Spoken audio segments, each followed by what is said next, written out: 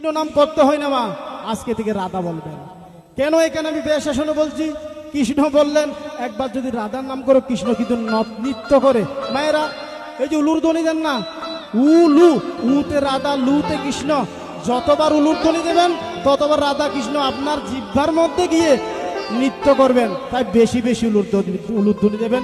যিনি সকালবেলায় উলুর ধ্বনি দেন যেই ঘরে, দুপুর বেলায় যিনি উলুধ্বনি দেন সন্ধ্যাবেলায়, তার ঘরে কখনো প্যারালাইসিস, হার্ট ডিজিজ, স্ট্রোক প্রবেশ করতে পারে না। এটা আমার কথা নয়, এটা শ্রীমদ্ ভগবত গীতার কথা। আজকে থেকে পড়বেন, তাহলে আমাদের এত শান্তি কেন হয়? সেজন্য তো। তাই একটু আমি রাধার কথা বলি। রাধা যে কত শক্তিশালী। একবার রাধার নাম করলে যদি মরে যান কি হবে জানেন তো? একবার মনে মনে বলুন তো, একবার রাধে রাধে, প্রেম সে বলো রাধে রাধে, প্রেম সে বলো রাধে রাধে। তাহলে রাধার নাম যদি করেন, আপনি যদি মরে যান, ওই কৃষ্ণ কি করবেন জানেন তো?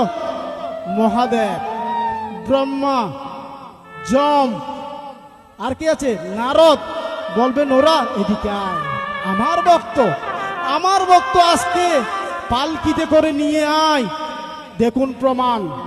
রাধা নাম করলে আপনাদেরকে ব্রহ্মা পর্যন্ত পালকি করে নিয়ে যাবেন। শিব, মহাদেব, আর কি, যিনি নারদ, যিনি ব্রহ্মা।